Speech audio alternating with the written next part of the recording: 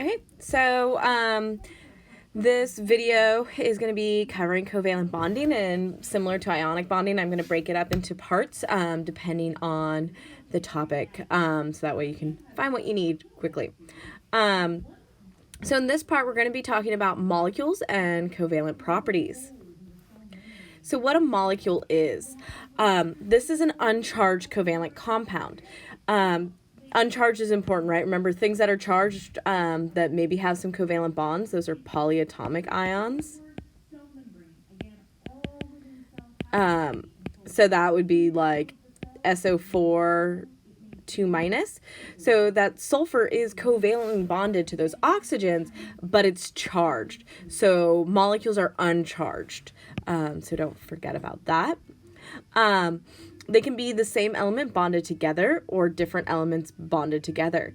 So like water, H2O, that's oxygen bonded to two hydrogens, versus oxygen, O2, that's the air that we breathe. So that's just two oxygens bonded together. And I'll explain why I did those two lines there later on.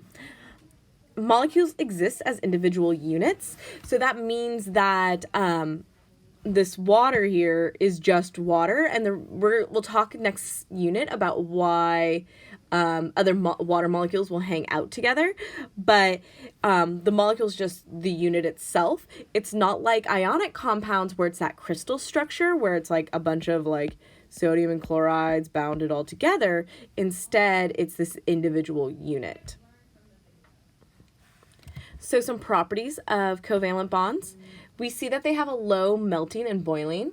And this is because they're not going to want to, they don't stick together as well.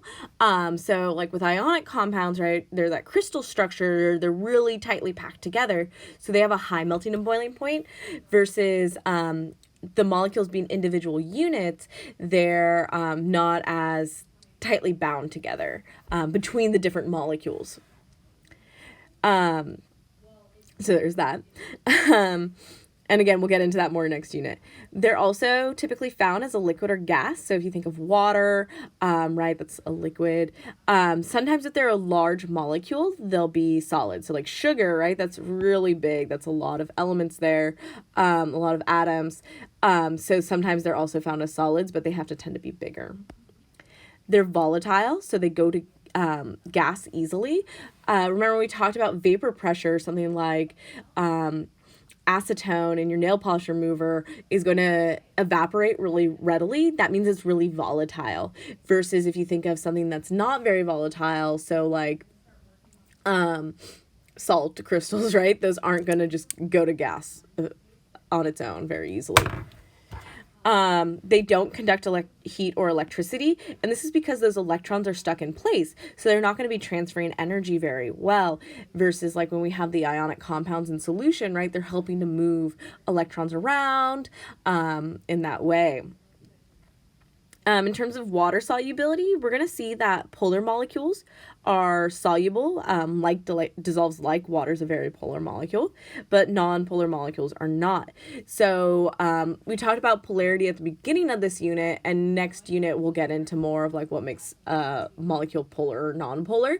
But just kind of be aware of that covalent compounds sometimes have this really interesting spectrum. Okay, so that is what covalent compounds are and how and what their properties are.